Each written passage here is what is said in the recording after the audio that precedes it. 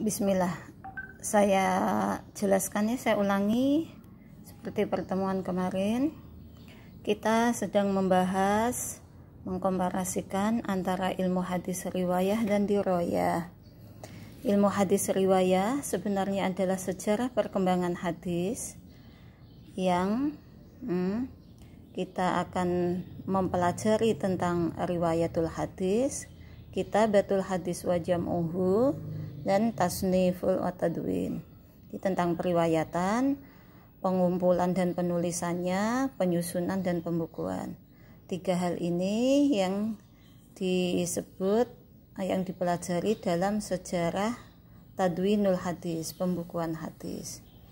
Nah, pembukuan hadis itu secara global bisa dibagi menjadi dua fase atau 2 periode. Masa mutaqaddimin abad 1 dan 2 sampai ke 3 Hijriah, masa mutaakhirin abad 4 dan seterusnya. Seterusnya ini tak terhingga, bisa sampai sekarang. Tapi jarang enggak ya, itu sampai masa 10 aja, 10 Hijriah itu sudah mutaakhirin.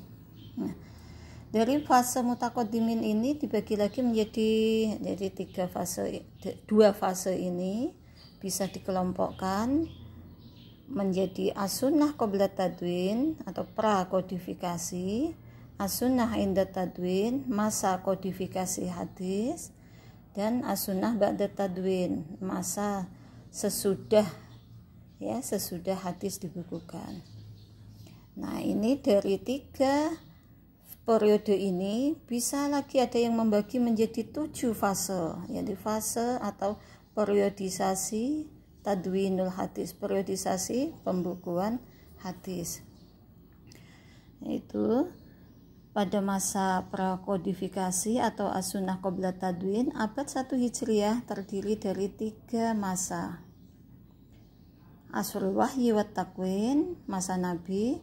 Asrul tasabbut wal iklal minar riwayah, masa khulafaur rasyidin sampai tabi'in. Asrul intisyarul riwayah ilal amsar, masa tabi'in ila tabi'ut tabi'in. Ini semua abad ke-1.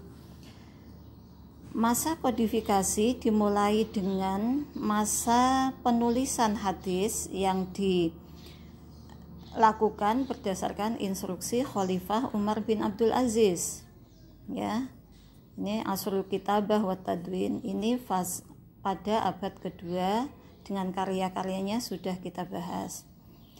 Pada masa atau fase ke-5 abad ke-3 kodifikasi hadis mencapai masa keemasannya dengan ditandai oleh adanya proses seleksi pentashihan, gitu ya, at-tajrid wa tashih. Disinilah muncul kutubus sittah, gitu. Barulah pada setelah masa ini, kita sudah bahas itu, masuk masa mutaakhirin, itu ba'da tadwin. Ba'da tadwin bisa dikelompokkan dalam 2 fase, 2 masa. Asrul tahdzib abad ke-4, 5, asrul syarhi abad ke-7. Nah, semuanya ini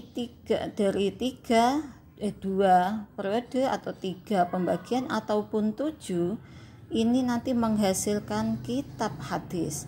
Jadi ilmu hadis riwayah dengan mengkaji ini semua akhirnya nanti menghasilkan kitab hadis. Ingat ya, kitab hadis.